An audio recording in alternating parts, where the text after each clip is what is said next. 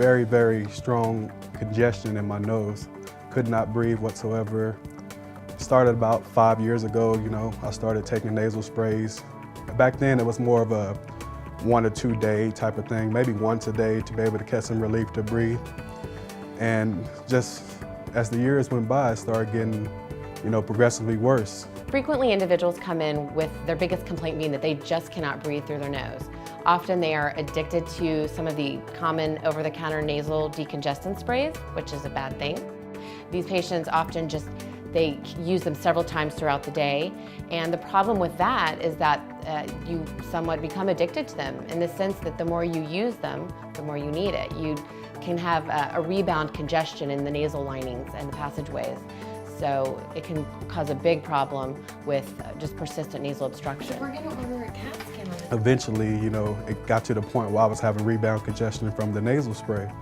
So, which I didn't know about, my girlfriend had to warn me, you got to stop taking this stuff. And I was like, no, it's no big deal. It's just nasal spray. It shouldn't be, any harm to you. But, after reading the congestion and reading the back of it and seeing that it was dangerous and it does cause rebound congestion, it says it right there on the label. So there's two different types of nasal sprays. There's the over-the-counter ones, which are typically the decongestant nasal sprays.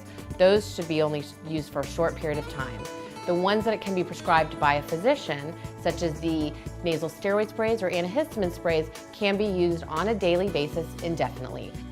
The nasal sprays that are prescribed by the physician are not addictive in the way that the over-the-counter ones are and do not cause that rebound congestion and the problems that some of the over-the-counter decongestant sprays do.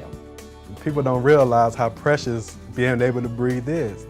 And with my job, I have to be able to sleep. And before Dr. Wyll, I wasn't able to sleep maybe 3-4 hours a day, and I was constantly up getting nasal spray trying to be able to catch some relief to breathe. But now, basically nights full of sleep. I mean, it's great.